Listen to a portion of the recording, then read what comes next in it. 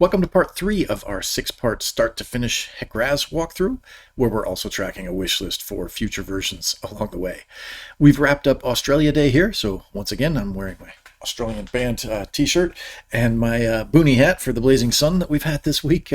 This one's actually a free conference grab thanks to Flow3D. We'll be starting back into RAS Mapper today first. So for my background, I've put up a map with my favorite view of the world. Whether north or south is up is, of course, completely arbitrary, so we've got things turned on their head today. Here's where I sit, and here is where the area is at for the geometry that we'll be covering. Now, let me get myself out of the way here.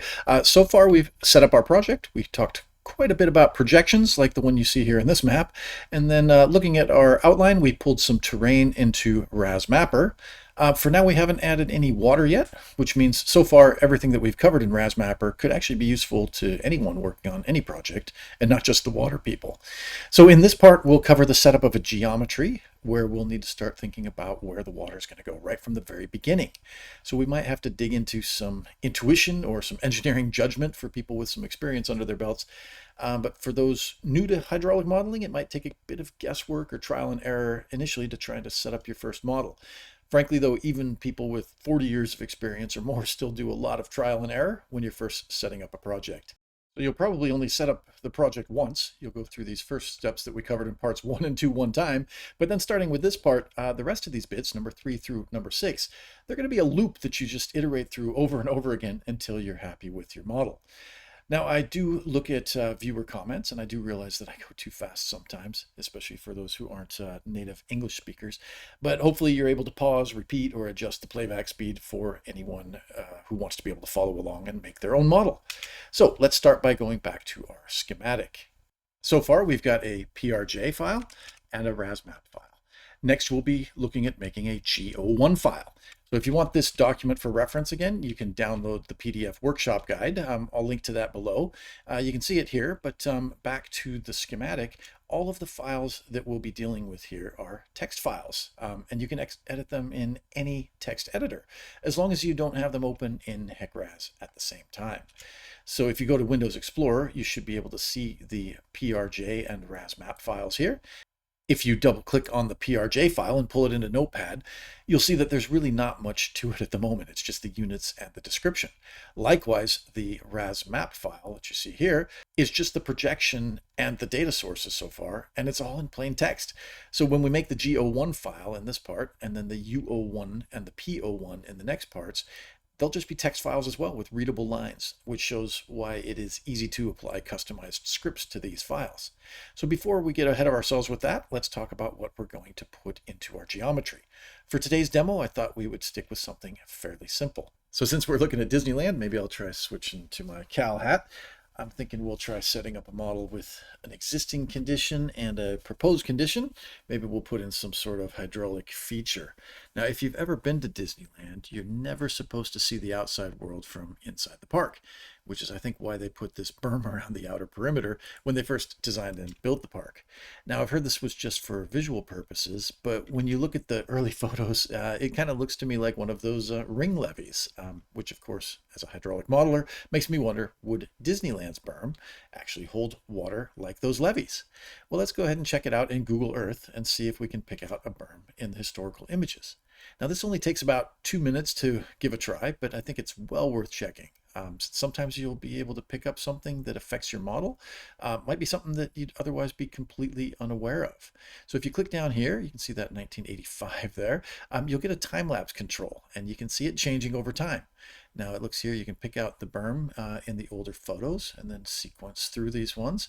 And as you cycle through, you see there, Galaxy's Edge was under construction. Now this one's just for fun, but it does show how something like this berm that's completely obscured by the trees these days, it jumps out at you in the historical images.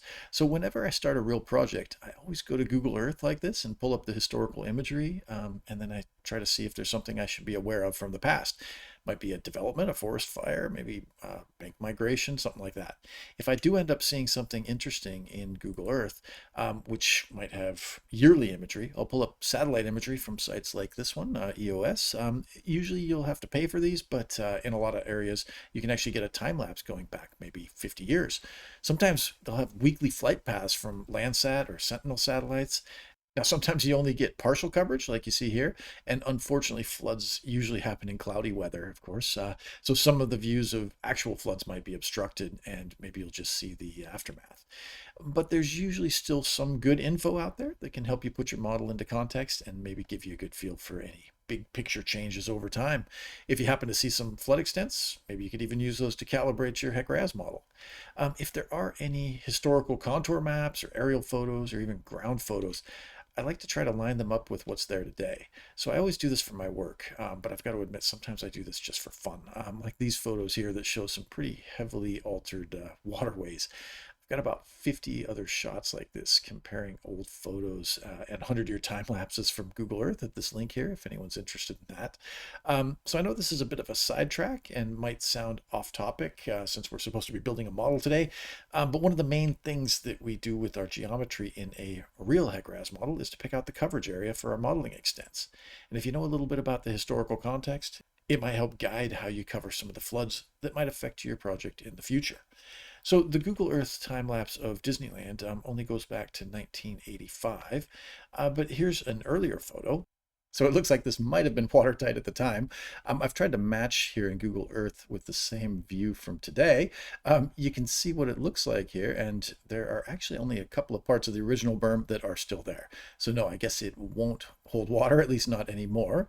But if we wanted to scope out a project for this workshop, I thought we'd test out what we'd have to do to get the Disneyland berm to hold water. Now we could just rain on it and see how it fares in a local storm, but let's dive back into RasMapper and see if we can maybe make things a little more interesting.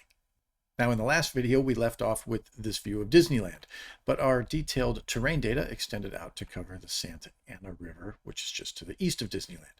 So let's look upstream and downstream from there. Now downstream, of course, it runs into the Pacific Ocean, so maybe we'll hit it with a tsunami like you see in some of the big disaster movies. If you go upstream, you'll run into Prado Dam. So maybe let's see what would happen if that failed at the same time. Now, remember what I said in the description here. This is made up, so that's my disclaimer. Nobody living here should panic as a result of my model. So again, this is a disclaimer that I'm just pulling numbers out of the air. So if we want to test a before and after scenario with any changes that would be reflected in the ground surface, we'll need at least 2 terrain files, one for existing and one for the project. So we've got our existing condition here, which we're going to clone to make our project condition. But in the previous video, part 2, I filtered the data to ground only points from the NOAA website. That generally gave us bare earth values without most of the houses. Now, in the meantime, I've also pulled in the same coverage area for all points, which you can see here. Now, again, I'll turn on the update legend with view so you can see what's included here. Now, if you're following along and wanted to try that too, it's up to you if you want to do the same. You can proceed with what we've got, but if you want to try it again to see the difference for yourself, you would repeat the same steps that we just went through, but pick all points instead of ground only. So to really get these steps down, I do recommend trying these things yourself without the help of the video.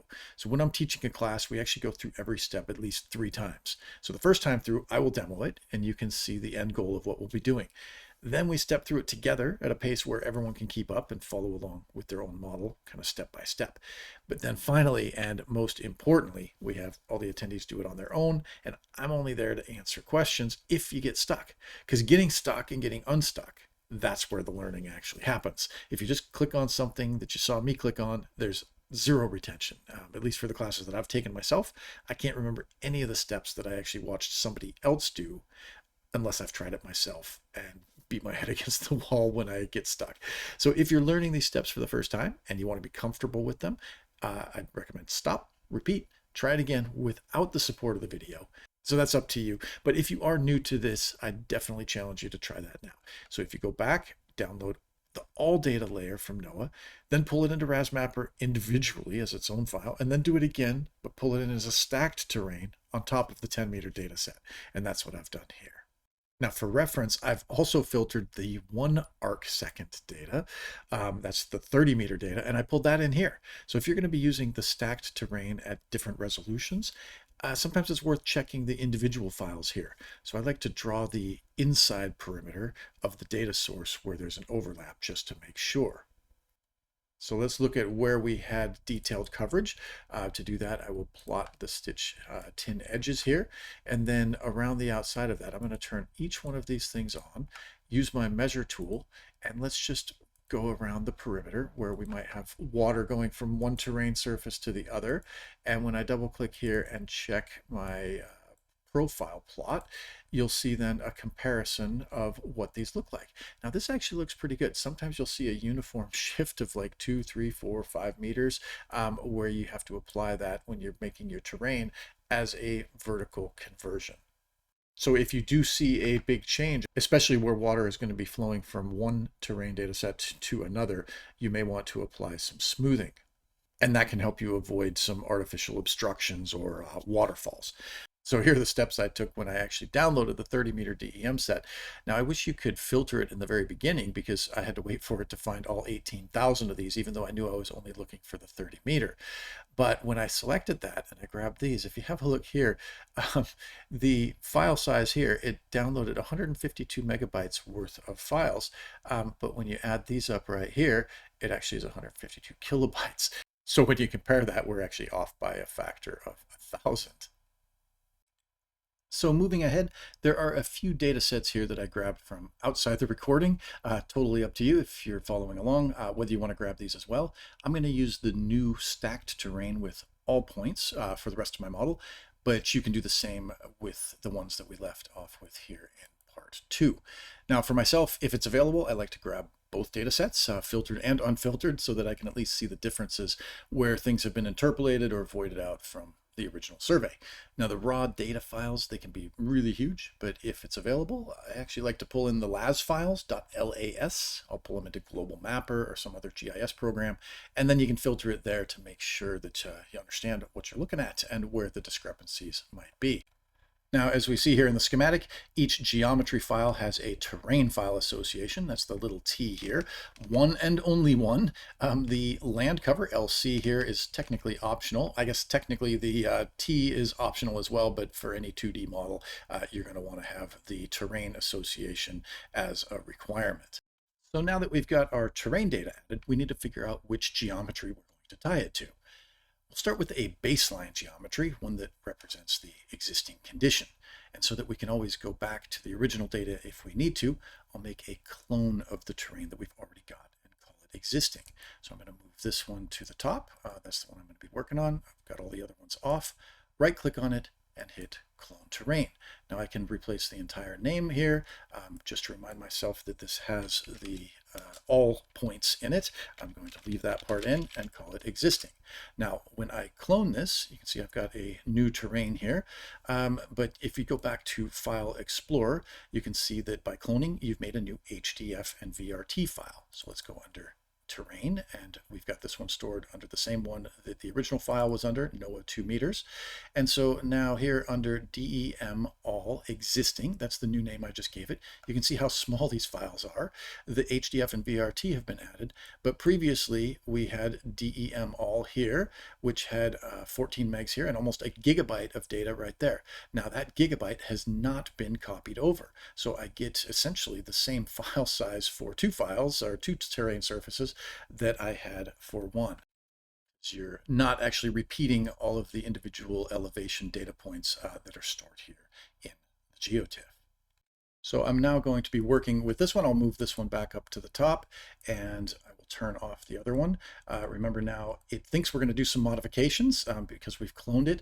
You will lose all of the update legend with view or anything that you've made here, any changes you've made to the legend. So let's have a look now at some of these modification tools. Now, In the last part, we stepped through the 5 main things to check to make sure you've got the data that reflects what you want to see.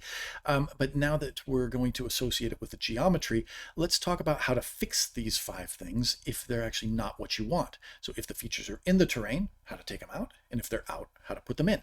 Now I'm going to go through these modifications very quickly, and then we'll take it a bit slower when we add project features. So in the end, I'm going to discard any of these changes that I make to the existing DEM. So don't worry about doing exactly what I'm doing. If you're following along, you can practice doing something similar, but don't worry about saving the results until we get to the project condition. So first one, let's have a look at channels.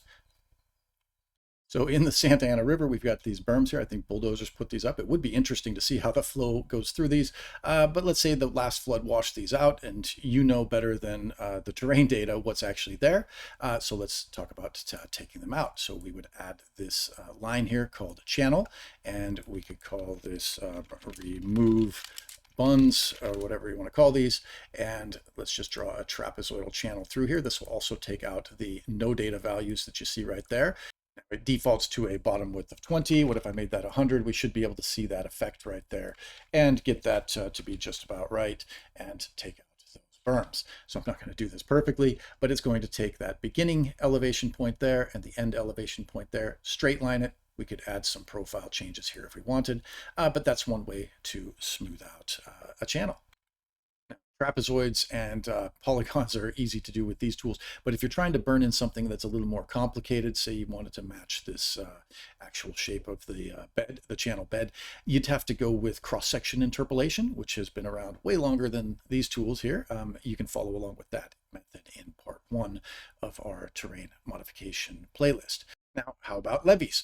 Levees are essentially the same as a channel, but if you wanted to add the modification as a line, you can go with a channel and change the sign of the side slopes, or go with high ground here, and we'll call these levees. So I'm not sure exactly where they've got levees that didn't get picked up in the LiDAR, or maybe show up as discontinuous. Maybe you know something better about this because you've been out there to site to survey it. But if we did want to put in some levees here, and we're editing this layer, say we had this thing along the side and it's supposed to be continuous here, we can pan on the fly with the middle mouse button. I'm just going to run it right into the side of this embankment here, and maybe it's not quite that wide. Let's make it, say, 10 meters, and you'll see that it's just going to daylight down there as long as we've given it a big enough max extent width. So you can see here now I've got a cleaned up levee on this one.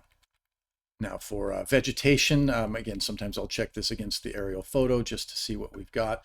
And if you had a bunch of trees that are showing up as terrain, you might want to take them out. Now, if you have trees that you wanted to put in, or vegetation that you actually wanted to have reflected in your model, you wouldn't do it as terrain. You would probably do it as roughness. So let's find a few of these here. I've got some trees here that when you take out the aerial photo, we can see that these are reflected as terrain features. If you don't want that, let's add a polygon shape here that's going to take these ones out. So I'll say remove veg. And so with that, you can just draw around the outside of this, and it'll pick up any little undulations in the terrain in between, and you'll see that it'll triangulate those. Might look a little funky, but at least it takes some of these out. So the default here is to use the terrain elevations on the outside, and so now those are gone. So for our next one, to take out buildings or to put them in where they're not needed, same thing as the vegetation. If we take this one out entirely, we could have one called remove buildings, and we could take it out. Now you want to make the decision now in terms of how you're going to model them so that you know how to adjust the terrains. So I'm just going to call this remove buildings. And again, just like the vegetation, I can draw around the outside of this and take it out. You could, if you wanted to put them back in as roughness features, you could do that. That's one option. It's easy to take these ones out. You may want to put some control points in there if you want, but in terms of putting them in, You may want to decide up front whether you want to put buildings in at the roof level, at the first floor elevation, or maybe at a ground elevation, or just as an obstruction that's just at a really high fake constant elevation that you could just assign all at once. Now that's fine for regular models, but it might give you some issues with rain on grid, because then you'll have water raining on the top, and then it comes down and puddles on the ground next to it, and gives you some really strange looking triangulations, and even can mess with your velocity velocities. So it's worth trying to figure out how to do this in advance. But again, once you decide how you're going to do it and you just want to add a building here, it's fairly easy to put it in. And we've got some additional tutorials that show you how to work with control points. You could change the roof slope or do anything like that. We could make this 800 meters high, and now all of a sudden we've got this massive skyscraper here. And again, in some cases other than the display, it will obstruct flow if you have grid lines around it. It doesn't really matter how high that building actually is. So if you want to change that back to something more reasonable, again, go to button number 2, right click, and we edit this one. And so let's make this say 55 meters, and now it's in line with the rest of our model here. So for bridges and culverts, moving on, it's relatively simple, just like we did with the channel here. We could do the same thing. I'm just going to use the same layer here to burn right through that bridge right there. So that one's gone. If you wanted to put one in, you could use, again, the add channel one right here as high ground, and we could just call this a bridge deck. If they had a new bridge that was going in somewhere else, you could just come across from one side to the other, and there's your bridge deck. So again, with culverts, you'll want this in. If you're going to model this as a bridge, then you want to take it out. But if it's any more complicated than a trapezoidal channel and you wanted to take the terrain that was upstream and downstream of the bridge and include that here, then you need to use that cross-section interpolation tool and go old school with that. Now, in terms of water, LiDAR can't shoot through the water, at least not very deeply. So if I'm picking out a water surface elevation, you'll need to decide if that's okay to have it in there, or if you want to go down to the subsurface bathymetry. So let's go back to Disneyland to have a look at some water there. And again, you can see that what we did last time when we took this water out, you could go in and use these tools to try to burn in some bathymetry. We could do that with some of these things like we had already. I'm just going to do it in this layer here instead of grabbing a new one. We could put in a low flow channel down here at say 36 and make it relatively narrow. And so we could go in and try to put some bathymetry in there. It'll take some finagling, and so you might want to go in and figure out how to use control points or incorporate actual survey data to get your bathymetry reflected. Now, if your LiDAR already has the bathymetry and you just want to put water back in, we wouldn't do that with terrain. We'll do that later with the initial conditions in the flow file. So again, I haven't done this very cleanly, and I'm going to go ahead and remove these layers that I've put in. One warning I would make is that if you are going to make any of these changes to your existing terrain, make sure you do this first, get this all cleaned up exactly the way you want it before you start adding any project features, because otherwise you're going to have to make those changes twice. So normally I'd actually get this one all fixed up. I'd run it through with my flood, make sure everything's behaving the way I'd expect it to. Any calibration for the existing condition, I'd get all that done first before I even start cloning this terrain to a project condition. But to keep all the steps together now, I'm going to set up both terrains before we even put the water in. So I've got my original, which I've now cloned from the former surface that was the raw data, and I've got all these changes now that I've just discarded, and I could have just when I stopped editing just said no, I don't want to save these instead of deleting them out. So I will I'll go ahead and say yes, because that's what you'll normally do when you're fixing things up. But in this case now I've got two terrains, this one called all and this one called all existing. They're actually the same data. So now I'll clone this one again, and I'm going to clone it to a project condition. Again, it says virtual here, so instead of existing, I'm going to call this one project. And so now I've got another one here, which I'll move back up to the top. So again, if my project here is to see if I can get this berm to hold water.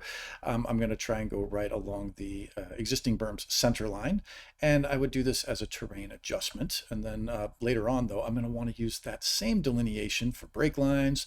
Might want to use it for a structure center line or a profile line or some other reason.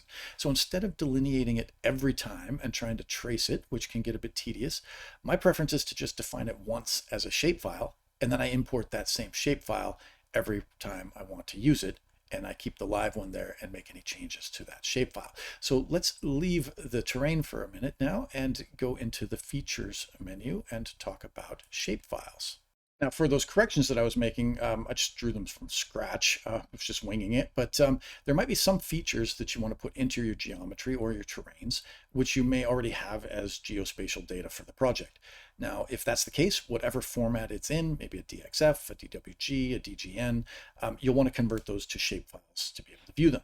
Now, to do that, you might need Global Mapper or ArcGIS or QGIS or some other software. But once you've got the shapefiles exported, you can then add them in for reference here under the Features menu.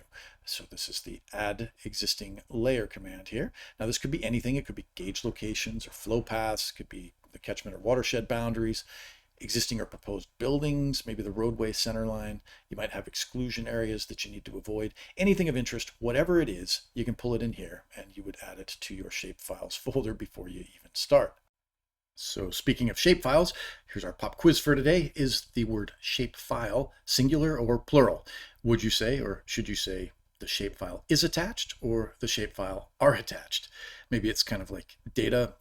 It might sound better to say the data is attached, probably more correct to say the data are attached. I guess it's supposed to be datum if it was just one piece of information. But if someone sends you a shape file and it's a singular file, the SHP file, you can't actually do anything with it on its own. You'll need at least 2 more files with the same name and different extensions to actually be a complete shapefile. So here's a list of the required and optional file extensions. A lot of these sources say the PRJ projection file is listed as optional. Technically that's true, but for us it's not really optional in RAS Mapper, because if it's left off, RAS Mapper and any other GIS program will usually just assume it's the same as the rest of your project, which can be a dangerous assumption when you start sending shapefiles around to others whose projects might be in a different projection. So instead of pulling in existing shapefiles that might be provided by the client or files that you might have tracked down from other databases, let's just go ahead and create a few from scratch. So going back into RAS Mapper, there are 3 types of shapefiles that we'll briefly hit. So if you right click here on features and create a new feature layer, we've got 5 options here. We're going to ignore 2 of them and just focus on the point, the polyline, and the polygon layer. We'll hit the other 2 later on, but let's start with a point. So let's say we wanted to add some gauges. Say you had some coordinates or some GPS points for some gauges. I'll use the our spelling of it in our part of the world here, and let's just pick a couple of locations around Tom Sawyer Island here. And if I double click on this, I can give these gauges names. I'll add a column here and we'll call this gauge name, and we can call this Sawyer 1, Sawyer 2, Sawyer 3, and Sawyer 4. This isn't saved yet until I hit the stop button here and say save. Now, the instant I hit save on that one, it now created for me a new folder called Features. And under these features, you'll now see these 4 files that we just talked about: DBF, PRJ, SHP, and SHX, the bare minimum for defining a shapefile.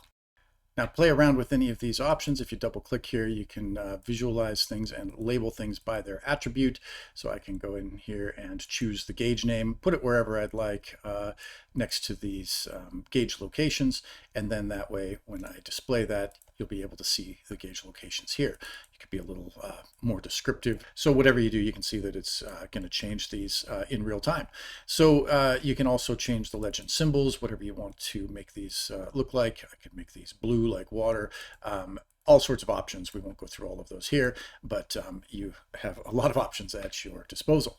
Now, there's some really cool things you can do with this. If you added an elevation column, you could come in here and call this elevation and make it a number. You give it a double precision here, and now I could put in some sort of elevation. Whatever you do here now, there are some options that we'll cover later on in another video where we talk about how to take elevation points and put them in and turn them into surfaces. So you can see from the symbol here, we've got a point. Let's try the same thing now with a polyline. And so the polyline layer, this could be a river center line. In our case, we're going to go with the perimeter of the berm that we are going to put in here. So I'll call this one berm, and we'll delineate around the outside of this thing, which is going to be our proposed project features. So I'll go ahead and start here at the entrance to the park, and this will be the center line of the terrain modification feature that we're going to put in here. And as I delineate around, I'm not going to close the shape. I'll get it fairly close, but this is again a polyline, so it's not going to be closed like a polygon would. I'll bring that around right here and bring it fairly close and stop it right there. So we could do the same thing with labeling and all sorts of things. So now we can do the same thing with a polygon layer. Let's just see what we want to try delineating here. I'll turn on my aerial photo. There's the Millennium Falcon there. Let's see if we can just delineate around that. We'll make a polygon around the Falcon. So I will right click here, create a new layer, and we'll do a polygon layer. We'll call this the Falcon, and I'll just delineate around the outside of this, and we could do all sorts of things with this. We can use this polygon to extrude things and pull it into the terrain.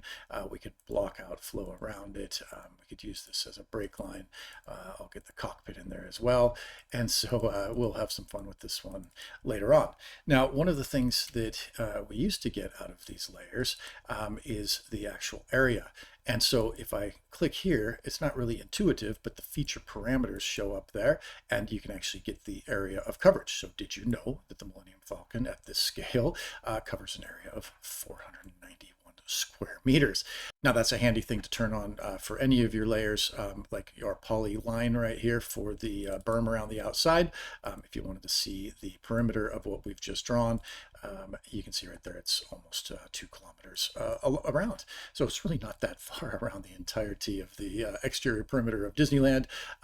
One of the things I wish they would add is just to have that by default, because it really isn't intuitive that that's where you would find it. Now, if you're going to just be manually delineating things off of aerial photos, you might want to check out some AI tools for segmentation. There's some really cool stuff. I've listed a few things under hydroschool.org/AI and some other links below. It'll include some QGIS plugins, maybe some custom scripts for HEC RAS that you can use. But let's get back into File Explorer and see with this features subfolder that it's made here. Just one thing I wanted to point out is that this is not numbered like the rest. So you do want to be careful. I usually put things that I've grabbed externally first, my own files here under Shapefiles. Anything you create here under this features layer is going to be under this new folder here. So be sure you keep those straight, because there are a couple of different ways to actually add shapefiles, including here under map layers. You can create a new reference layer right here, points, polylines, polygons, just like we did. But if you do that, it's going to stick them under your master directory, and it's a little harder to keep track of them that way. So you could also, anything that you delineate here in HEC RAS, you can then export it to a shapefile. But I like to use this one here called features, just to keep my shapefiles that I've created within HEC RAS all in one place. So I wish they would kind of change something there or put it under map layers so it doesn't get mixed up with all the rest of your files. So if we already had other shapefiles mentioned before, we could just put them here under add existing layers. Now, one of the things that might be handy to add would be the drainage network, because if we're going to pick what area to include in our geometry, sometimes it's nice to get a feel for the drainage lines before you even start. So I've gone ahead and done a quick delineation. You can do this in HMS, in ArcHydro, Global Mapper, QGIS, any other program. We won't cover that process as a walkthrough since it's outside of RAS, but I have done that with our 10-meter data set on my own. So I'll pull some of those features in here, and I'll give you some links if you wanted to follow along and try doing this yourself. So I like to take my polylines, which are my drainage features, and give them a symbol which actually looks like rivers. So you can pull this one down here, and again, change your line types. If I fade back my Google Hybrid, you may be able to see these a little more distinctly. And then I'll take my polygons, which is my outline here, and let's do the same thing where we make it a little bit thicker. And now see if we can pick this up, and I'll move this one back. And now you can see I've got polylines for my drainage paths, polygons for the catchment basins, basically. And so if you were doing a rain on grid model, for example, of this watershed right here, Sleepy Hollow, you might want to just grab this shapefile as your 2D flow area perimeter, which we'll be drawing here shortly. So here's the video online where we step through this from scratch. It only takes about 5 or 10 minutes, so entirely optional here, but you might want to just try it on your own. Just pause this video and go and try it on your own in HMS. But wouldn't it be cool as a tip, since we're doing wish list items here, if we could get that functionality added to RAS Mapper? So even if we didn't have the full functions of everything that HMS could do with delineations, it'd be great if you could just pick a point and then have it generate the downstream flow path as a polyline shapefile, or maybe a delineation of the catchment area, draining upstream to that point as a polygon shapefile. Now, any delineation that you do, you're going to be asked for a threshold in terms of what constitutes a sub-basin. And so I like to do it at a couple of different resolutions and then have the really fine resolution for skinny little lines and then the bigger, coarser ones as thicker lines. And you can stack up as many of these as you want. You can add the same shapefile again and again with different attributes up here. Speaking of the attributes, anything that you've got delineated here or pulled in, you can right click on it and you've got a couple of options here, layer properties or attributes tables. Now this can get a little bit confusing. So when you right click on a layer and you go to layer properties, it actually takes you to visualization and information. That's the tab it takes you to. If you right click on open attributes tables, it takes you to the features. So just to be clear, there are not 4 separate things here. There are only 2. Now each just has 2 different terminologies. So you've got the way everything is displayed in the layer, in this first one here, the layer properties and the visualization, and then the actual data for each features is contained in the features or the attribute table. So I guess that'd be another tip. Let's rename these so that they could be a little more consistent and less confusing. So before we get back to our terrain, let's briefly talk about what's going on in the geometry file. Now, one of the main things we define in the geometry is the roughness. Now, there are a couple of ways to define the roughness characteristics. One of them is with an associated map layer in the land cover layer that can be associated with our geometry. Now, we could probably spend a full day covering nothing but map layers here. To keep moving through things, though, today, we'll just do one of them, but that technique can then be used to apply to all of the others. So let's explore the map layers menu. If you right click, you'll see a few options here. Web imagery, we've covered that a little bit. We'll cover it more when we circle back to looking at results. Reference layers, these are just shapefiles, as we mentioned, either existing ones or new ones that you'll create. Now let's talk about the RAS layers. There are 8 types of layers that you can either create or import here. Just like terrains, if you want to add one though, you'll have to make sure you've already got an HDF file that was previously created in HEC RAS. And again, if you're going to take a layer from another project and add it to this one that you're working in, I would suggest moving the files into this project directory to avoid getting broken links when the project is copied somewhere else. So in our case, we're just going to do this first one right here called the land cover layer. So this is what we'll use to define a spatially varying roughness region. So essentially we can create a new one here from scratch. Now, if you had an existing layer, like the National Land Cover Database, NLCD. You could use that in the US, or you could import any other vector or raster layer that has land use information, and you can then assign the fields from the file here to use for classification. Now, we don't have the luxury of a comprehensive layer like this here in Australia. In other countries or areas, they may have their own, but the way I'll step through it here, creating it from scratch, is what you would do if you didn't have another layer to start with. So it's giving us a warning here saying the layer is empty. Yes, we have not created anything yet. We can create an empty layer. Watch out though, just like terrains, I don't like to just name these things terrain. I'm going to use the default value when we draw our 2D area in the geometry for everything except for whatever polygon I draw here. So I'm going to just put a channel value in for the Santa Ana River, but I don't like to just leave this as land cover. So it is now going to make a new folder for me called land classification, and in here I will call it channel. This will be my channel N value inside of the polygon that I draw here. Now I can change the resolution. I'm just going to leave it as the default of 10 meters when it rasterizes this. So when I hit create empty, I don't have any geometry files to associate with this one yet. We'll do that later on once we have geometries in there. But I did get this layer now called channel, and it's got classification polygons. And you saw that that was gray and italicized for the moment. But once we add some features to it, which we can do by starting to edit here, I'll go ahead and just delineate the main Santa Ana River here as a polygon. Now, I'm not going to be very exact on this. You could use existing delineations. You could zoom way in and do this in more detail. I'm going to keep it fairly low resolution, and I'll just go all the way up to the dam here. And this will be our channel roughness value. So everything outside of here will use a uniform value that will be assigned in the geometry. This is almost like an override. There are other overrides you can put in against the roughness, but once I've got this thing delineated now, we can assign the roughness value that will go along with that. So for a channel of this type, it's a big concrete channel, we will call it here channel and assign it a value of say 0.035. We won't get into imperviousness quite yet. I'll just leave that as 100 for now. But what happens then when you save this, I'll highlight this and save it. And now when you go here under channel, you should be able to edit the land cover data table. You'll see what we've got here. I've not yet assigned my no data values, but I'm now going to hover over this and you can see n equals 0.035. We'll circle back when we have a geometry to see the default uniform value outside of this channel. Now there's some really cool things you can do with these polygons. You can go crazy with this if you wanted to have multiple regions without any sort of gap in between. You can do this with any polygon shapefile. If you double click on here and made a new region right there, anything you've got that overlaps, you can look at what happens on the overlapping polygons and you could discard the overlap. You could do this with watershed boundaries or anything else.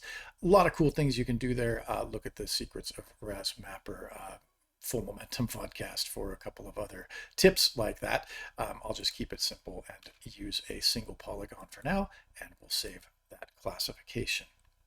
So other than using a single value for the entire model, this is the minimum number of classifications that you can have for spatially varying roughness. So we're just keeping it as simple as we can to show this process. Now, the way we've set things up, we've got one value for channelized flow and another for shallow flow. Overland flow, floodplain flow. It'll be sheet flow if you're running a rain on grid model. Now, the map layer that we've just set up represents a spatial variation, so that varies across the space of the model, but there's no temporal variation here. No variance with time, so it stays constant with time. So if your water level or your stage changes with time, the model is going to apply the same roughness no matter how high the water gets. Now, in reality, of course, the effective roughness coefficient can be drastically different with different depths. So mowed grass would look like a dense forest to water that doesn't get any higher than the blades. So if you like old 80s movies for a visual, that mowed grass might be around 0.03 if it's a grass-lined ditch. But it could be 0.3 or more, maybe 10 times higher if it's shallow flow.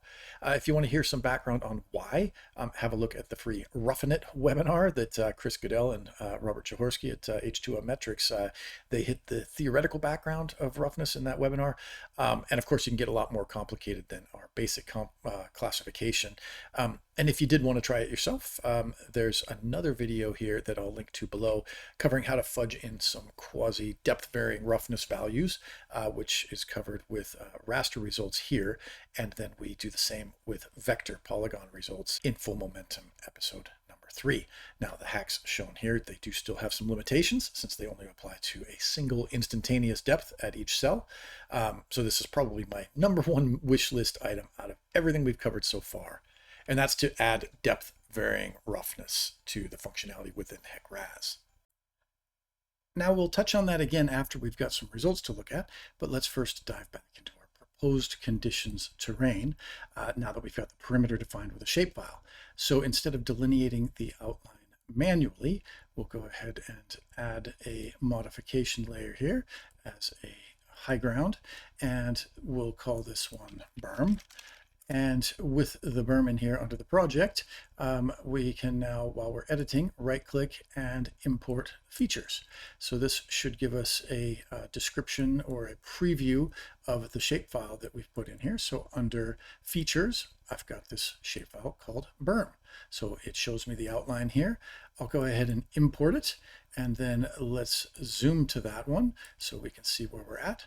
I'll turn off my map layer so we can compare ourselves to the terrain. And now let's go ahead and use the button number 2 to right click and edit the ground modification. So I'm at about 45. This shows me the existing ground, but now for the width of this one, instead of giving defaults when you pull it in from a shapefile, it's looking for those. I'll give it a 20-meter top width, 2-to-1 side slopes. For the max extents, maybe I'll go out to 100 meters, and we'll go ahead and use the higher of the two here, and I'll come up to 50 meters all the way around. And so now what we'll see here then, in some places it has filled it in the gaps, and in other cases the higher ground is actually the existing berm, which in this case might be some of the vegetation. So you can see where we've filled in the gaps here. So I'll call this one berm, and we'll say okay. So now we've got our berm there. Now, in addition to what we've got around the outside here, I thought we'd also try to punch some holes in it. This one we want to hold water, but I also want to show one that we punch some holes through. So I'll go ahead on this same layer now and add another modification for a high ground. And this will be, I'll call this one a levee. It'll be basically our bridge deck. And I'm going to do the same thing where I connect some of these terrain features here. This will go right through the buildings and around this way. This will kind of seal off Galaxy's edge with a bit of a perimeter bund as well. This one I'll probably make it a little bit smaller, and maybe we'll raise this one up to about the same level. Let's come down a little bit. We'll make this one 48 meters high.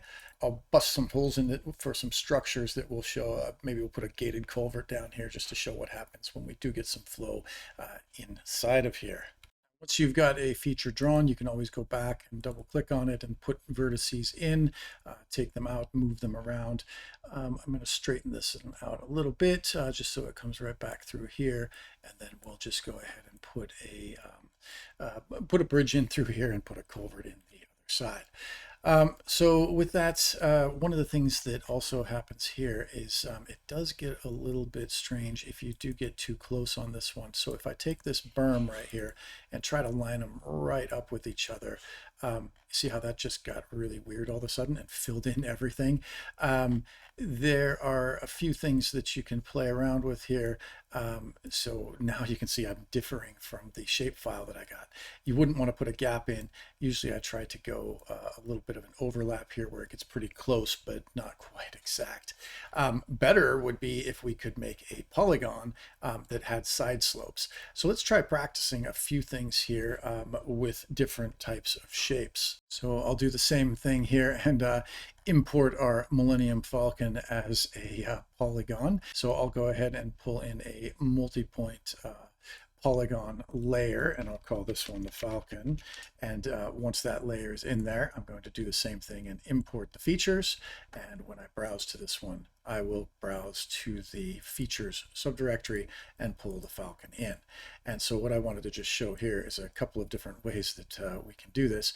Now that we've got the Falcon in here, let's go ahead and grab this these elevations here and show a couple of different things that we can do. You could, in this instance, use any of these four types of modification methods. So I'm going to call this the Falcon, and let's say we wanted to go replace terrain value. I can use a constant elevation that's either higher, up at 50, say, or I can go ahead and make it lower. This would become a true bucket of bolts down below the ground here. So if I can cut this through, you can then see that we'd have the shape of the falcon defined here. The one that we hadn't touched on yet, though, that I wanted to show as well, if I go back here to the polygon modification, and I could use the higher of the two or the lower of the two. So if I go back here and put it kind of right in the middle, and I say I want the higher of the two, then part of it's in fill and part of it's in cut.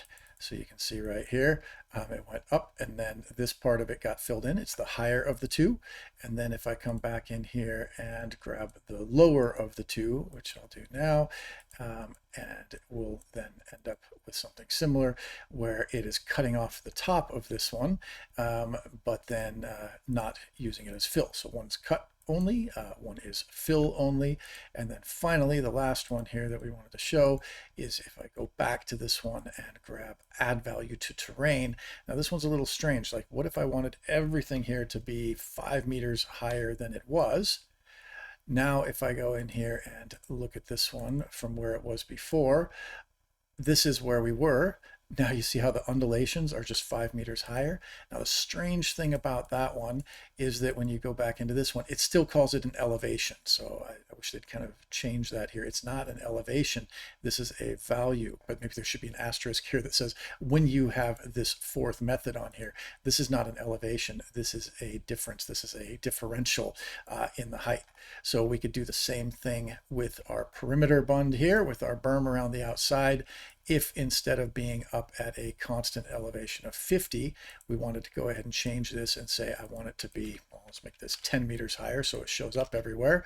Now all of a sudden, everything you've got in here is 10 meters higher. So when I click on this one, you can see there that I'm using the same undulations and I'm going up 10 more meters up above that. So again, play around with all of those methods. There's only 4 of them, and make sure you're comfortable with each of those. So I'm going to put this one back to 50, and we'll go ahead and use the higher of the 2 for that. And now that means that our berm around the outside of Disneyland should hold water as long as we get our break lines correct. Do recommend, though, that if you get the chance, try playing around with control points. You could go in here on the Falcon, and you could actually give it a conical shape if you want it across the top. So if we put the top of this thing up at, say, 70, we'll make it a nice high one so that we can see it, and just replace the value with it. You could then come in here and start messing around with control points and say you wanted to make this one right here 75. That's going to be a pretty steep cone. So now you can see it's got a conical shape. This will be really exaggerated, but way up in the air here. Now we've got the top of it up with the turret there. So there's lots more of that type of thing on our terrain modification playlist.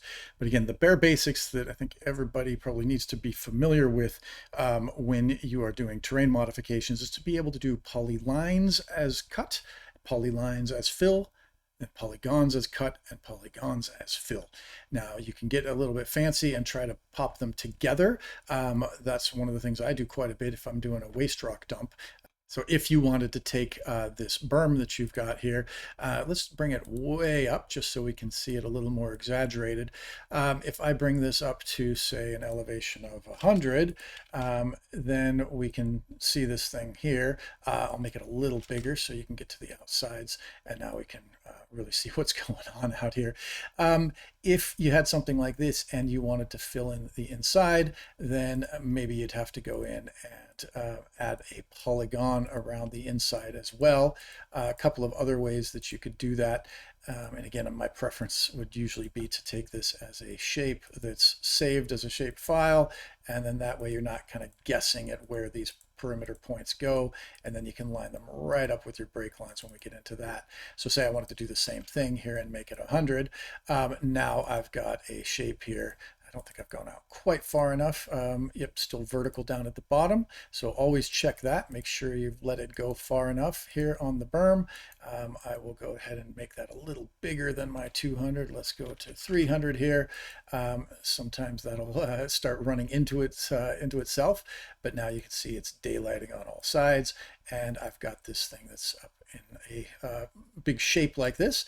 And you could do the same thing as a lake. So like if we took the outside here and went below ground, let's do the same thing and just flip this around. So let's say I went down to an elevation of 30 down below ground. So now if I take this down at 30, below ground, and I'll take my side slopes now and negate them. And again, I could just do it the other way and make it cut instead of fill in the very beginning, but now it's down below ground, and I'm going to take the lower of the two.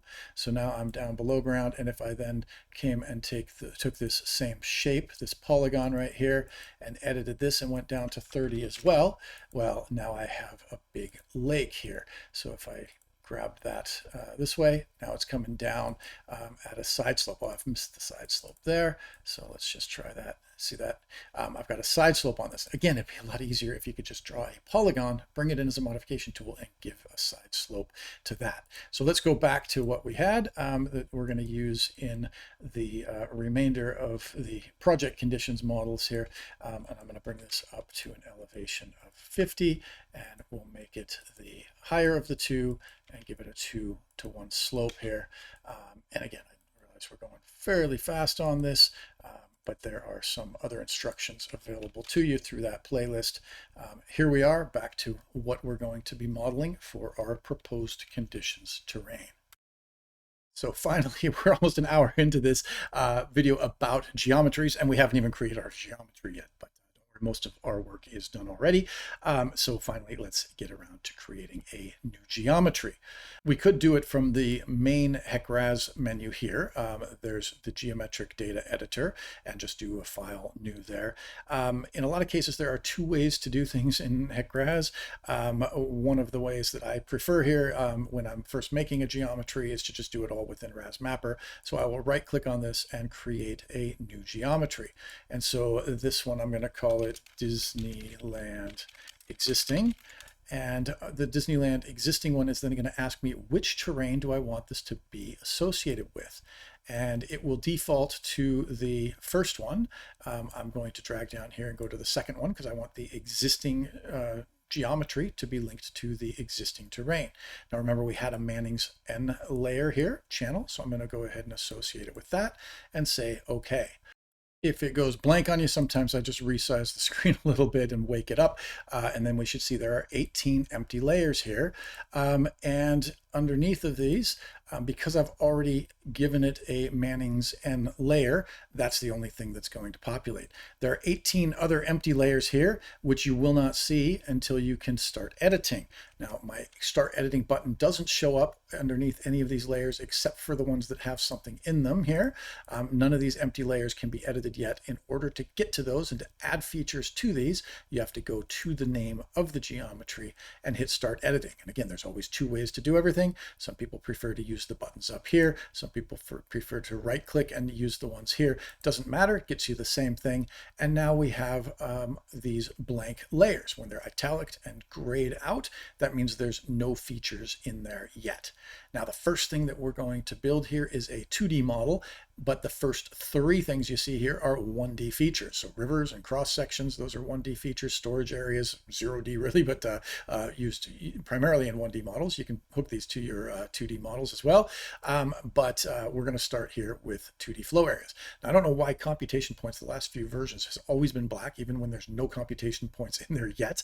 These are supposed to go black when you've added something. So what we're going to start with here is a perimeter around the outside. And so we could import something, like I said before, you could bring in, for a rain on grid model, you could bring in the whole watershed, a polygon from one of the features within this layer here from your shapefile. I'm going to turn all of those off though, and we're just going to delineate around the outside. I'll fade back my aerial a little bit more so I can see where we're at and see what the topo is looking like. And what we're going to do is just delineate a huge area so that we can bring in a big tsunami here that might be big enough to come up and hit Anaheim. So I'm going to start delineating around the outside by highlighting the perimeters here. And I can tell I'm editing because the stop editing button is up and active. It looked like we were around an elevation of about 40 to 50 meters above sea level here. So what we're going to do now is draw a perimeter that's going to at least get us that high everywhere else around the valleys here. And we'll go ahead and incorporate the dam as well so that we can add a dam breach module to this later on. So as I click around here, I'm going to go around the coast. I'm going to stay in areas where there is terrain data, where there are some terrain data available. And I'm going to come out all the way here. I'll bring it up this way. It might take a little longer to process if none of the water ever gets here. But once it's running, if it stays dry, then that's fine. I usually prefer to go too big rather than to go too small in the very beginning. That way I can trim it down later if I need to, which is a little easier to do than trying to expand it later on. And where you've got water stacked up against the side of it.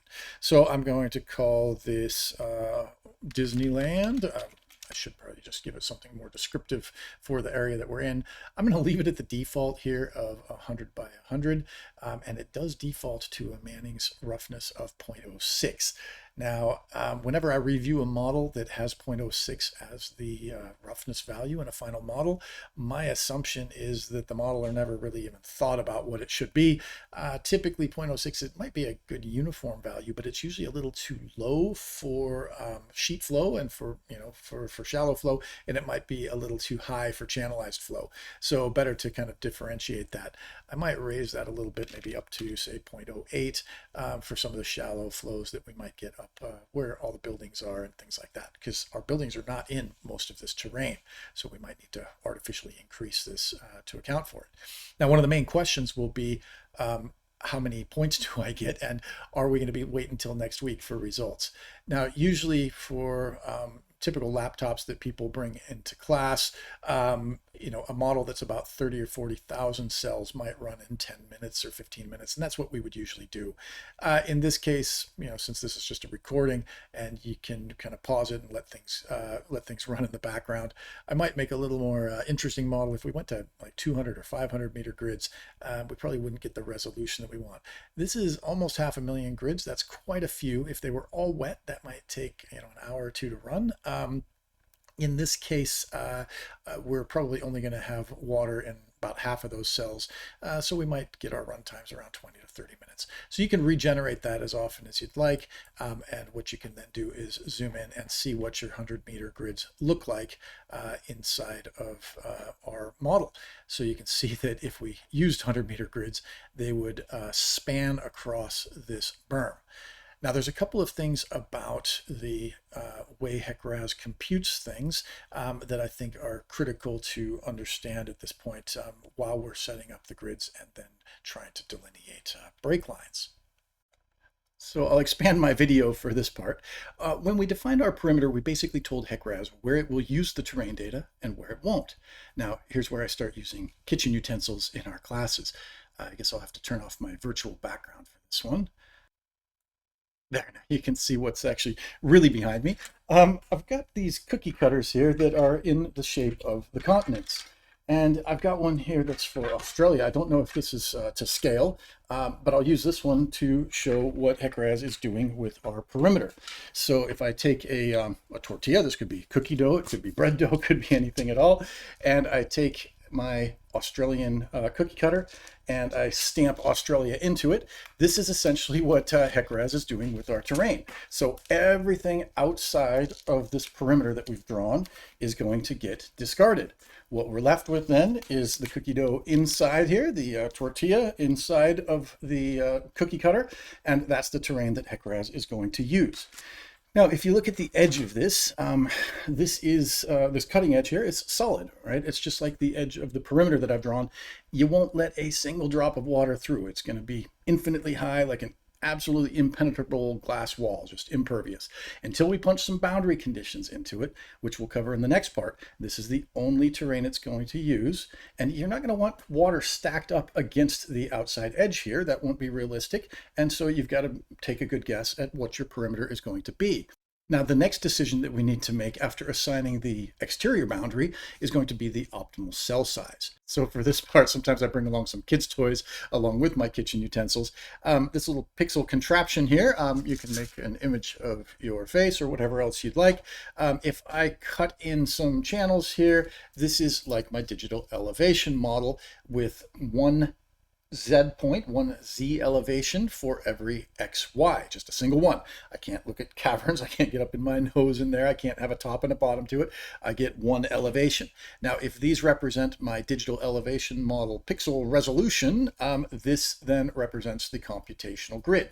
And if I overlay one on top of the other, now the brownie pan edges for each brownie touch certain blue pixels here. And HEC RAS, when it does this, will treat the blue cells here differently for the ones that touch the cutting edge than the ones that are inside. So to help explain that, let me just pull it up graphically. So I'll pull myself back up to the side here. Now, usually your computational cell resolution will be coarser than the DEM resolution. I guess you could make it the same, but you normally wouldn't go any smaller. Say we made it a 1-to-1 ratio. Here's what it would look like if we put the DEM grid in green and then the computational cell in red. In this case, each computational cell could touch up to 4 DEM grids. If you double it, then the orange DEM point here is not touching any edge at all. So I'll keep increasing that by a factor of 3 and 4, 5, and keep going all the way up to 10. So if I had a 10 by 10 grid size for my computational grid, this could be a 10 meter cell with a 1 meter DEM, or if the DEM grid was 5 by 5 meters, and then 10 times that would be a 50 meter computational grid size. So this could really match anything with a 10-to-1 ratio. In all of these cases, though, whether it's 4 times or 5 times or 10 times the grid size, HEC RAS will extract all of this information that you see from along the 4 edges here. So in this case, 40 cells around the outside that would be used to extract the cross-sectional data and all this other information. But the 9 times 9 grids here, these 81 grid cells inside here, they don't touch the computational cell edge. And for those grids, all you get is the volume versus elevation information. So the orientation is not even considered. So you could scatter these elevations in any order and the hydraulic computations wouldn't change. Now the display of the results will look very different once you've run the water through, but we'll wait till we circle back to RAS Mapper in the last part and then show how interpolation and triangulation of the terrain works with the render mode options. So looking at a full grid now, going back through the same 1, 2, 3, all the way up to 10 meter cell sizes here over a 1 meter DEM or anything that's a factor of 10, you can see how that ratio changes.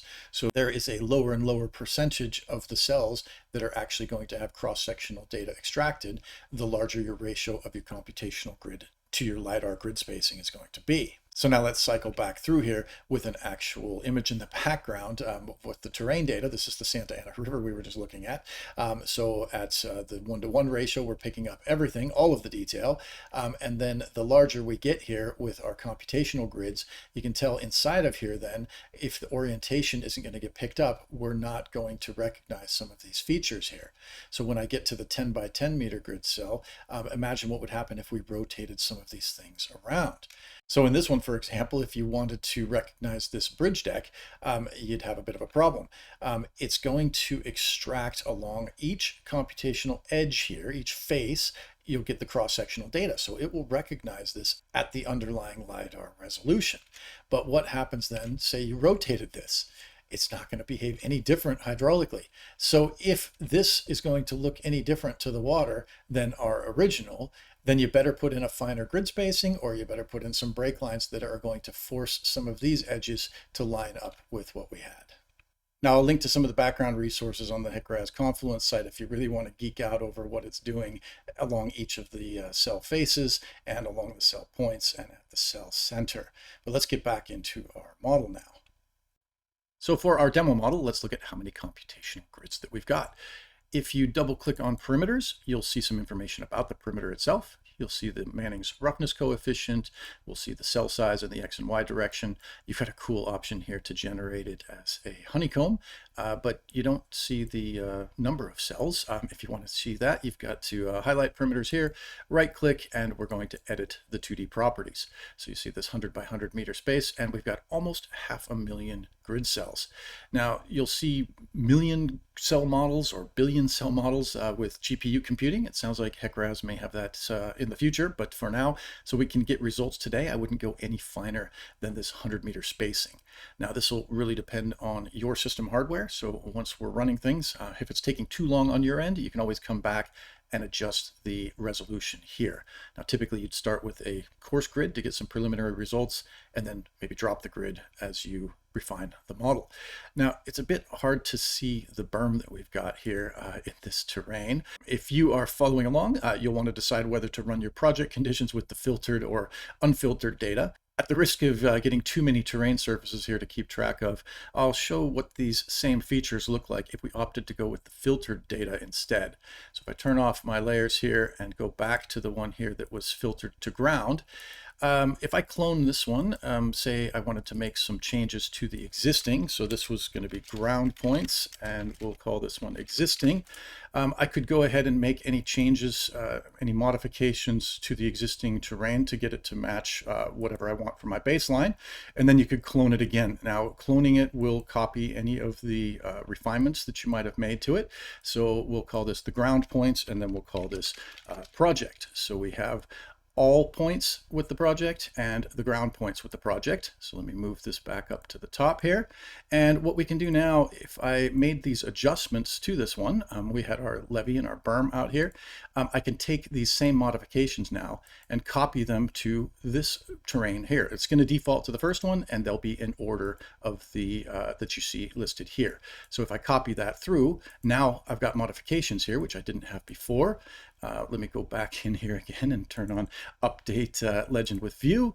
Now, if I see this berm here, it comes across a lot more prominently than it does here in our project condition with all of the points on. If you can see here, it gets a bit obscured by all of the vegetation. So I might proceed with this one for the next exercise. Now, by switching the terrain, it looks like there's a couple of things that used to be continuous that are now showing up as gaps, and I'll go ahead and patch that up here. So if I want to make any adjustments to this, let's look at what modification layers we have here. We have the falcon, we have the levee, and we have this berm. So if I wanted to extend this one out here under the levee, I could start editing this one, double click here, and pull this down to try and tie it in. Now, one thing that we've got to be careful of, if I say no and stop editing this one and say, you know what, I don't really want to do that. And if I say no, I don't want to save those edits, look, they all disappear. So I think that's a bit of a glitch. So don't do that if you're following along. Luckily, I've still got them here, and I can add them back in again, copy the modifications across. If you make any changes after you've first done it, make sure you save those changes. So I'm going to turn this one off here, and again, turn my layers back on. This time when I go to the levee and double click on it and pull it down and tie it into the other one. In this case, when I exit, I'll say yes, and now they're all still there. So actually, there are a couple of other things I wanted to add here around this levee to make things just a bit more practical and realistic or representative for typical modeling projects. Before making any adjustments, though, it might be a good idea to turn on our stationing or chainage. Now you can do this by double clicking on the layer name and going to visualization and information. And here on this one called stationing tick marks, if you turn that on, we now have a station reference for what we're working on. So I'm going to zoom in on this here. If we want to edit the points, the longitudinal profile of this thing, start editing, go to button number 2, right click, and we'll edit the ground line modification. So we'll see the table here in profile and cross section view. We've got a full length of 881 again, and what I'm going to do here is just paste this point in so I have enough points to work with. So I'll add a total of 10 points here and then start editing the station and elevations. So from 0, I'll come out here and make a little bit of a dip in the roadway here. So I'll leave it at 48 up until I get to about station 50. Then I'll bring it down, say over 5 meters, we'll bring it down to 45. Then we'll bring it across up to about, say, 120 here. And then we'll come up to maybe 140. Back up to 48 here. So let's see how that looks. But we'll see it both in our profile view here and in our plan view there. So this will be my floodway crossing. Let's do the same thing. Let's put a bridge up in here. And one of the differences between culverts and bridges is that bridges can't be in the terrain surface. So up here, I wish you had this little red dot that would track it like you do in your other profiles. But when you get up here, I'm going to put it between, say, station 680 and maybe 730. So let's come up here and go to 680, and that will still be up at 48. Let's drop it down, same as we did before. That we're going to go all the way down to the ground, to the existing elevation here at about 43 this time, because we're taking out the whole bridge deck. So this will basically be the bridge abutment. Let's go 685 here, and we'll take that down to 43. And let's come across then and come up again at 745. And so then we'll come back up to 750 here, leave this at 43. And what we'll see then is two dips. So I've got one right here for my floodway, and then one right here for my bridge. Actually, I've just noticed if this is going to be a floodway, it better be a drivable surface. So I'm going to change this. This slope would be a little too much. So let's make it the same as the other one so that it'll come up and down evenly. Okay, so we have a look at this one. If this is what we want, we can go ahead and save this. So then I'll go back to my previous view so we can go to the next steps. Now, if we turn on our computational grid cells, let's have a look at how big those are compared to the rest of this berm. Now, remember what we did with the rotation. So if you took the DEM points that don't touch a face here and rotated them, that would bust a hole right in the levee. So we're going to need a cell edge right along the top, and that'll make a lot more sense once we're looking at the results. So we will circle back to this concept, but in the meantime, let's try adding some break lines and adjusting those parameters. So I'll do that by importing them from a shapefile. So I'll take my break lines here. I'm already editing this geometry, and let's now right click here and import features. And this will be the same perimeter that we used to draw the terrain modification tools. So I'll browse to that one here under features, and this will be my berm. So when I import that, you can see there is my break line. And let's just, without doing anything else to it, enforce it and see what happens. So what you do then is make sure break lines is highlighted here. You're going to right click and you're going to enforce this break line. And now what you see here is that cell edges line up. So if I turn on my computational points, we're also going to want one around the outside of this area here to protect Galaxy's edge. And this is where break lines get a bit tricky, because if I try to draw this one like this and go along the front here, again, we could do this with a shapefile that has all these points already embedded in it. But say I wanted to do this and I try to come in and get really, really close to this. And now I have this break line here, which I'll call Galaxy's Edge. If I right click on this one now using button number 2 and try to enforce this at the same time, now these start conflicting with each other. So what to do? Best way that I could recommend to get familiar with break lines is to just try it a bunch of times for yourself. If you right click here and edit the properties, you'll see 3 parameters that you can do. You can also protect your edits within one cell. Near spacing is the spacing of any cell that touches that break line, the number of time it repeats as it goes out, and then far spacing is going to be the uniform cell spacing that you see out here unless you override it with a number here. So let's try this the same on each one, and I'll leave that for now. Let's try enforcing both of these. I'll start with this one here, and then we'll go to this one here and enforce those. And again, what we're looking for is that we've got a cell edge along the top of this. And to get really familiar with this concept, maybe it's easiest to just turn off the terrain here and try making some of the adjustments on your own. If you go back up here then to the computation points, have that one highlighted, practice adding, moving, and removing some of these points. And what you'll notice if you make some of these changes up here is that you're going to be following Thiessen polygon rules. So what'll happen here then is if you had a line that connected some of these points here, like this triangle right there, what you'll see is that at the perpendicular bisector right there, the midpoint between these 2 points, if you draw a perpendicular line, that's where your cell faces are going to be. And so you'll notice this perpendicular bisector doesn't even need to hit this line here. You'll see that it is adjusted at the same way that rain gauges would be adjusted or accounted for using Thiessen polygon methods that way. Now, another thing to look out for with manual edits is if we went back to the perimeter and tried to readjust this one now, and you right click after you get button number 2 activated, you get this menu here called generate computation points with all break lines. It's going to blow out all of our other edits. And what you'll notice here, have a look at our manual edits that we just made. They're all gone. So best to make your edits using break lines and other things that will be repeatable for anybody else who picks up your project.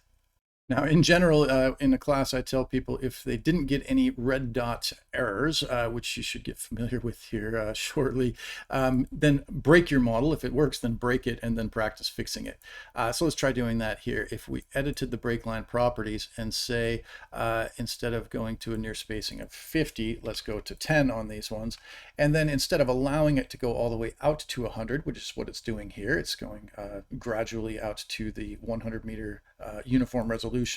Let's stop it at 10 and let's say, okay, no, I'm not going to allow it to do this. Now, it might be just fine if I took this and tried to enforce it now by itself. Not a lot of errors there. That's fine. And same here. We've got no errors here. But that's because these cells are still there. What if somebody else came and picked up your model now and tried to right click on this and generate the computational cells with all the meshes? HEC RAS is limited to 8 faces per cell, so an 8-sided polygon. So it looks like I don't have any errors here, but if you zoom in on one of these, how many faces do I actually have?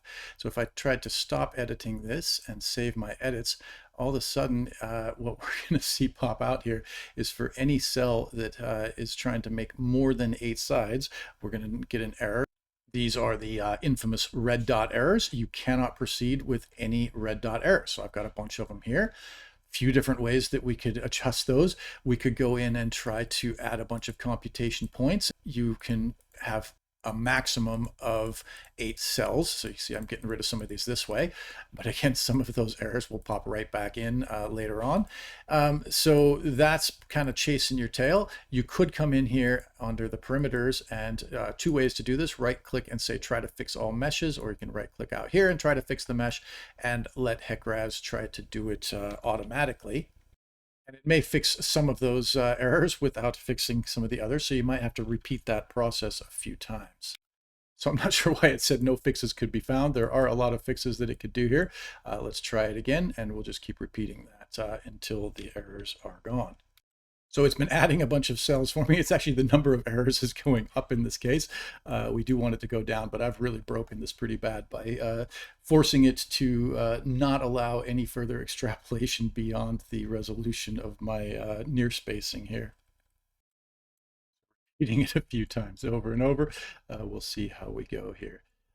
I don't know why there isn't a button to just fix them all and just keep going until it fixes them. I've never seen anyone start this process and decide halfway through, oh, you know what, now I'm going to start making manual edits. If you're going to go down this route, you've probably already decided that you're not going to make manual edits, so you may as well just let it go through the process all by itself until it's all done. I was at 41, now I'm at 17 the last couple times here, and we should get it 9, so we're almost there. Let's try one more time. So I'm down to the last error here. And again, don't try this at home. At least don't break it as badly as I did, but try at least getting a couple of red dot errors that you can practice fixing by moving some of these points around. So there are much easier ways to do what I'm doing to get rid of these errors. So this ended up as a pretty jumbled mess. So this one took about 10 iterations. Now I've got no more errors in the mesh. Now there are easier ways to do this, and we'll go through that. But why would we want to limit our extrapolation here with the far repeats? I'll say you had 2 rail embankments running right next to each other, and they're only 10 meters apart, but you've got 50-meter grid cells or something like that. Those break lines will start interfering with each other, and sometimes you have to limit it and do successively larger break lines as you move out from there. So sometimes you do need to make these sorts of manual edits. Where this one would get complicated is where these 2 run into each other. So let's have a look at those. I'll change the properties back to what we had before. So highlighting the break lines, which I'm still editing, right click on this one. We'll go back. I'll make these 40 meter and use 1 near repeat. And in this case, I'm going to leave this blank again and override these manually. So if I enforce this one first, you can see I've still got some errors here. If I enforce this one again, now I've got no errors in the mesh except for this one right here, which I could fix very easily. But what I don't have, if I turn on my terrain, is cell faces that line up exactly with where I want them to be. So it might be a good idea to just kind of walk along the perimeter and see right here where these come together. You may want to make some changes like that one right there. You could delete that one manually and watch what happens to the computation grids around that. If I get rid of that, now I've got some cell spacing that lines up. It's a little bit hard to see where you've got cells and where you don't. So sometimes I like to turn off the break lines just to check.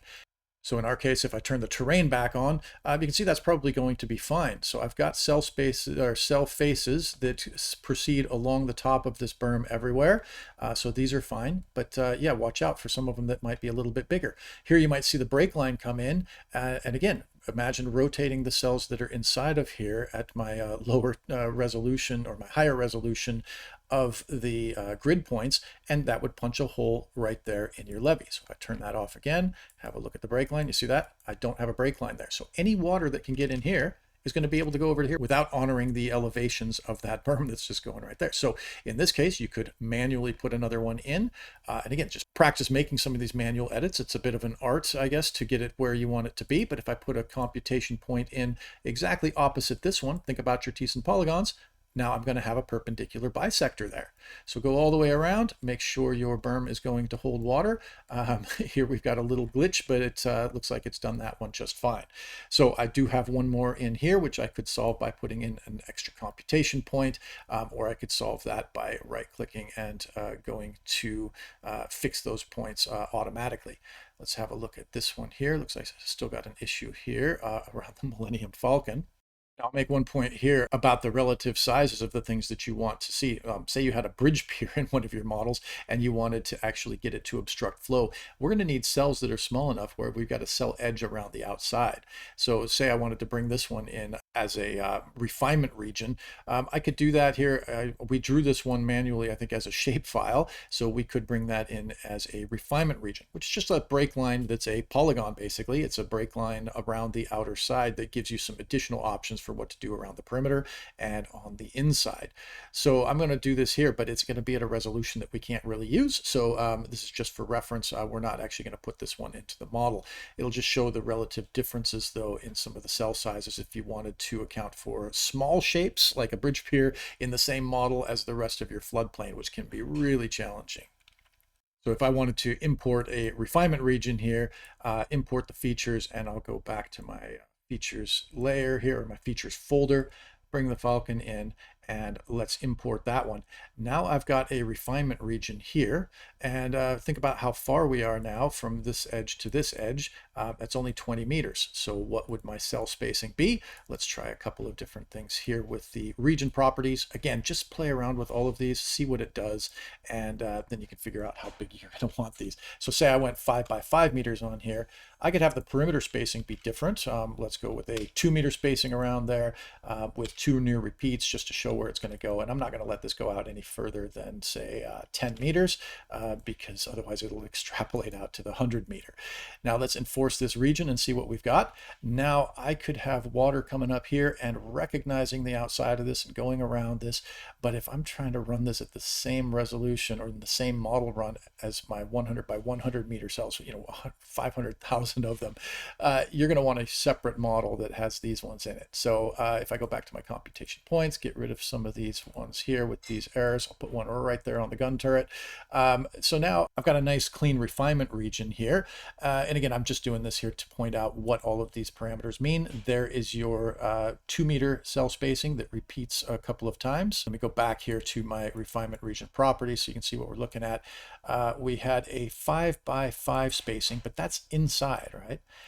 The 2 by 2 spacing out here is going to repeat itself twice on each side of the perimeter, and then it's going to go out to a 10 by 10 and then stop extrapolating beyond that. Now where it gets really complicated is when you start having break lines and refinement regions overlapping with each other. So in this case, I'm not going to leave this one in here. This is going to make a really tough model run. When we start getting into Courant numbers and velocities, you'll see that that's going to be a bit challenging. So let me go back back here. I'm going to delete out this refinement region for the Millennium Falcon. Might put it back in there for another exercise in the future. Just getting rid of the refinement region or break lines or anything does not get rid of the cells that have been generated by that. If you want to go back to what it's going to look like for somebody else who picks up your model and runs with it, I always go back to the perimeter after I'm done with all of my edits and just check and generate all the computation points here so that it's repeatable and you're going to get grids in the same spot. So with that, let's have a look at the rest of our perimeter. Again, we had this one error that is popped back in.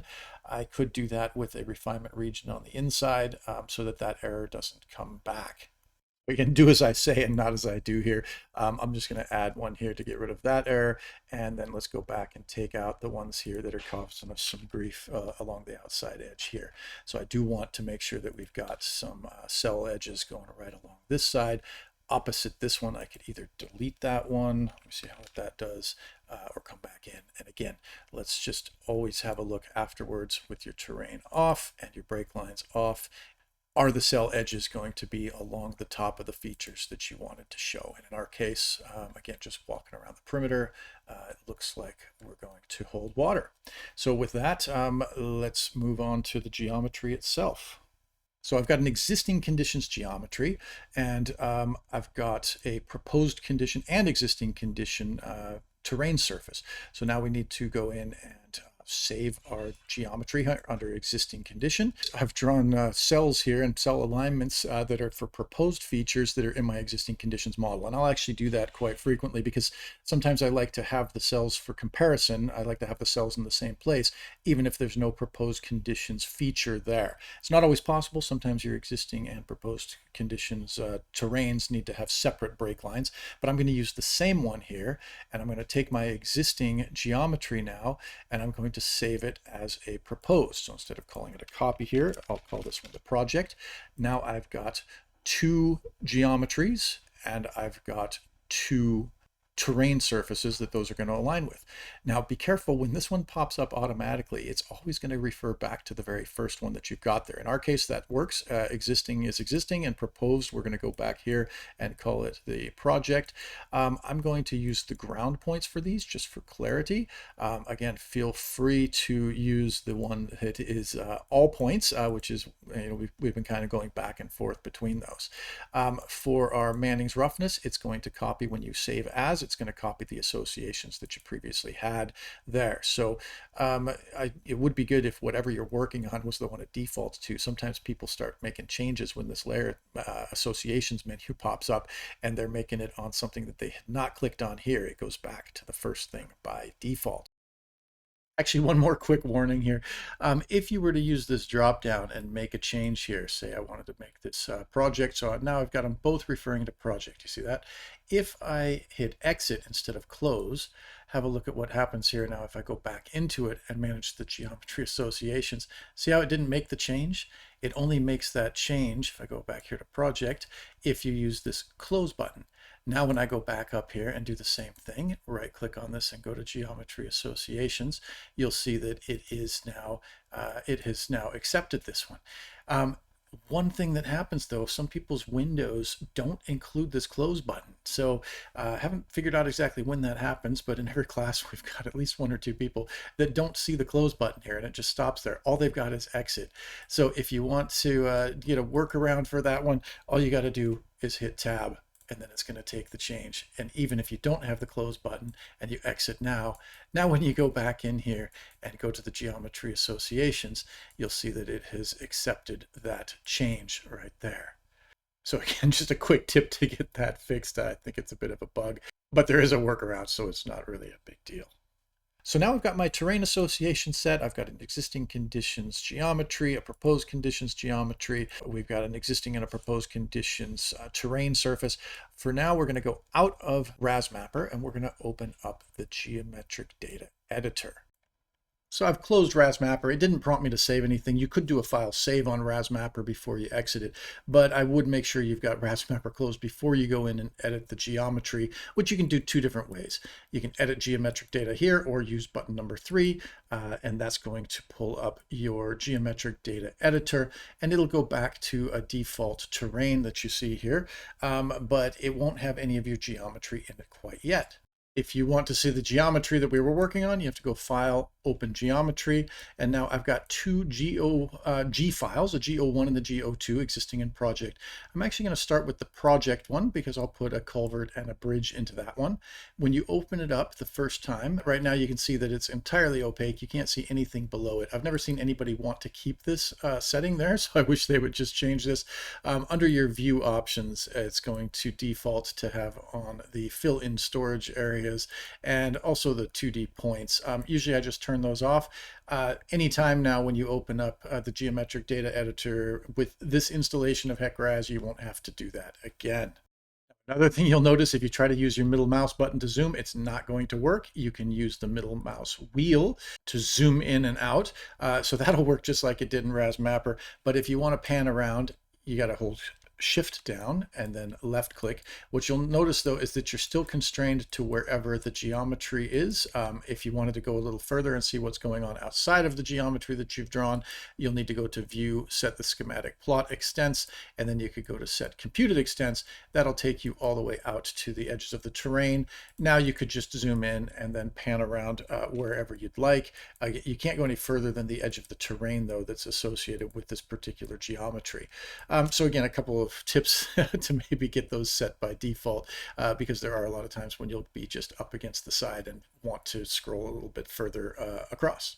Now, I think I mentioned there's a couple of ways to do everything in HEC RAS, including how to edit the geometry. One of the things that you may want to do is to make edits here. I generally try not to make too many edits here, at least to my perimeter and spacing. You can do that with these edit commands, but just be aware that there's no undo in this one. So that would be another tip, to add the undo to the geometric data editor like you've got in RasMapper. If, for example, I went up here to edit move points, you see that little target right there? That's like putting a target right on your forehead. This will shoot your model dead. If you went and thought you were moving some points around and you accidentally move your 2D area, if you don't notice it, that gets saved. There's no undo. You can't undo that. So I think they ought to add something that says, are you sure you want to do this? Because I've seen people move their entire 2D area and then it just messes everything else up, because now all of a sudden your break lines are getting cut in the wrong place and everything else. So this is probably a speed round of tips here. Another one would be to escape to get out of these so you don't have to go back and untoggle things that you've toggled on.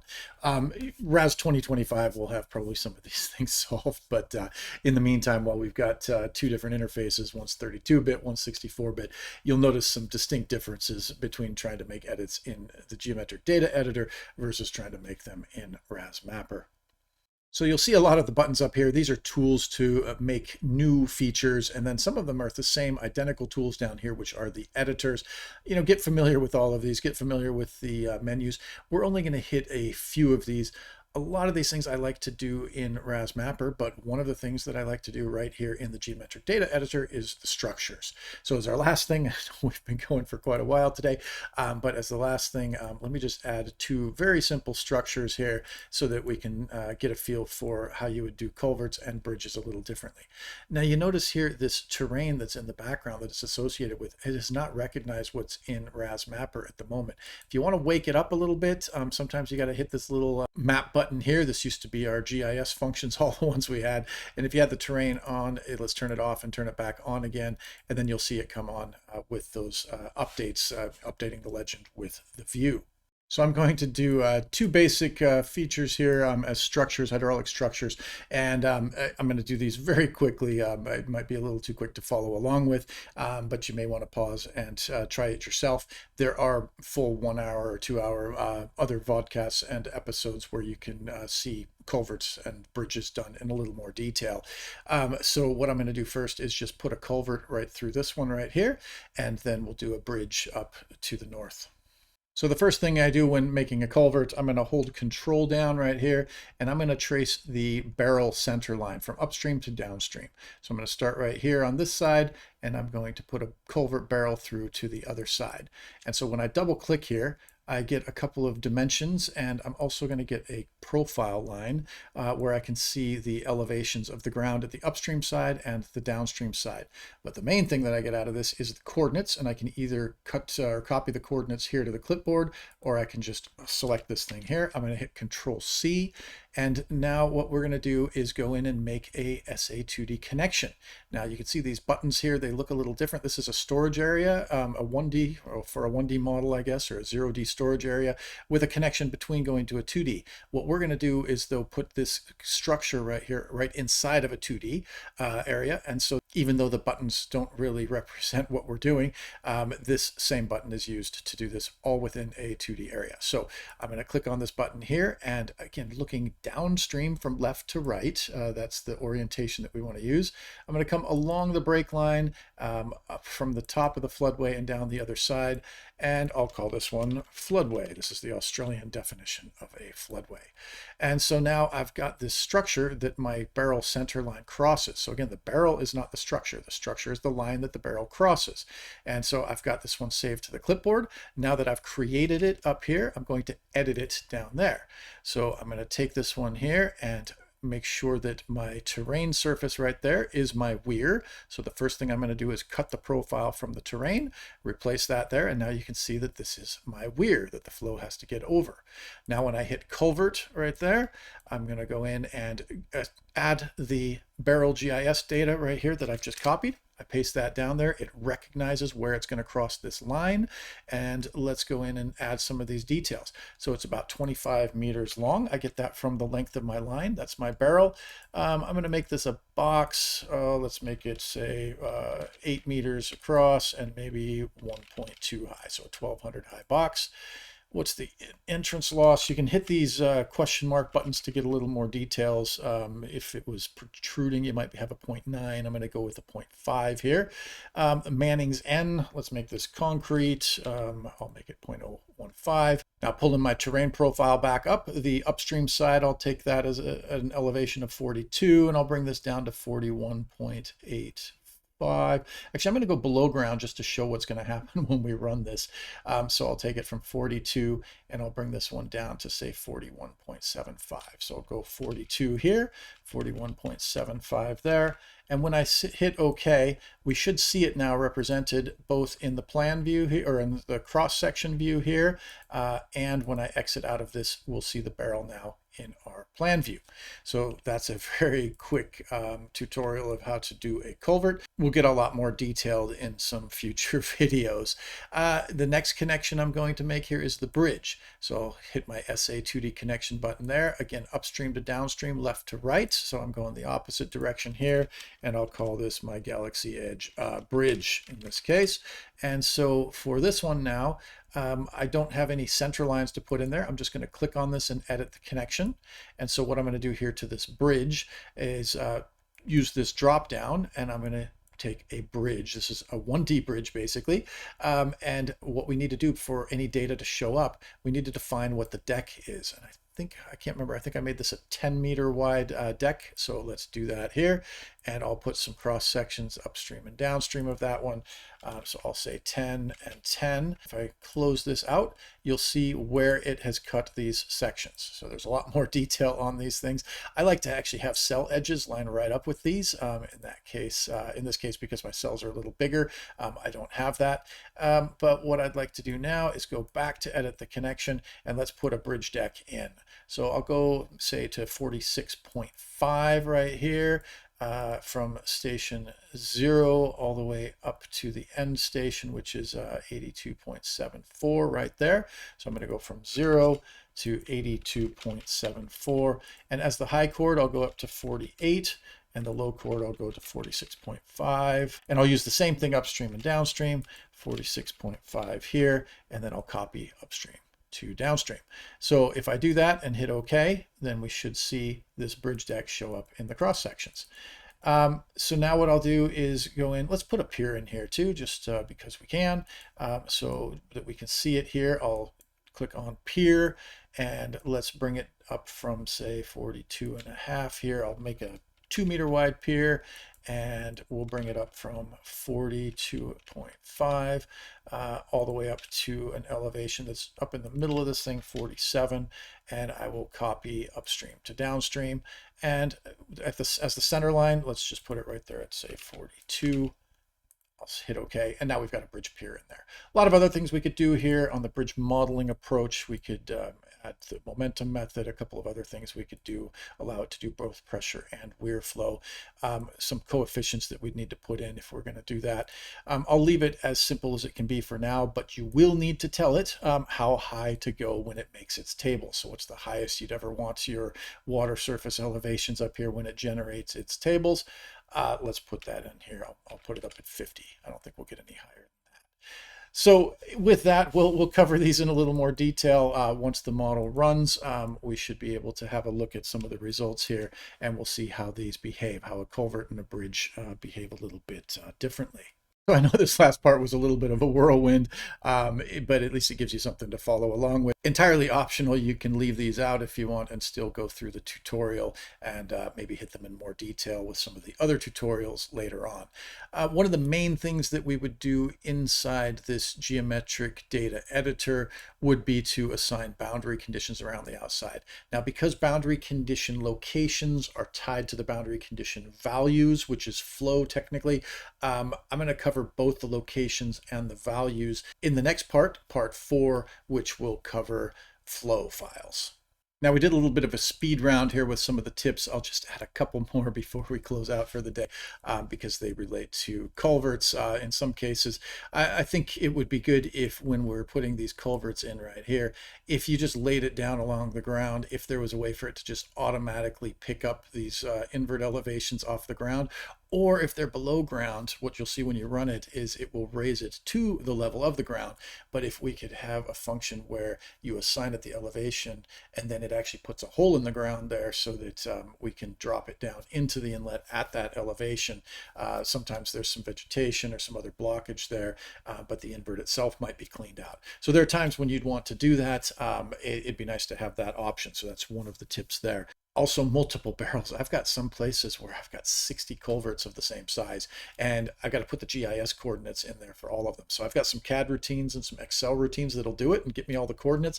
But if we could just say, hey, it's this many barrels and they're at this spacing, that'd be great to be able to put that in.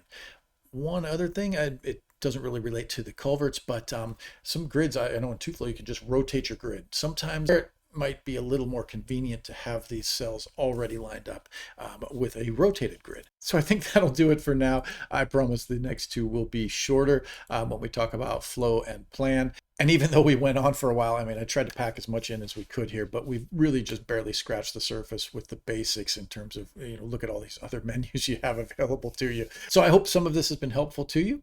Thanks for joining us for part 3. We'll see you next time for part 4, which is the flow file. Again, all we're going to do then is add water.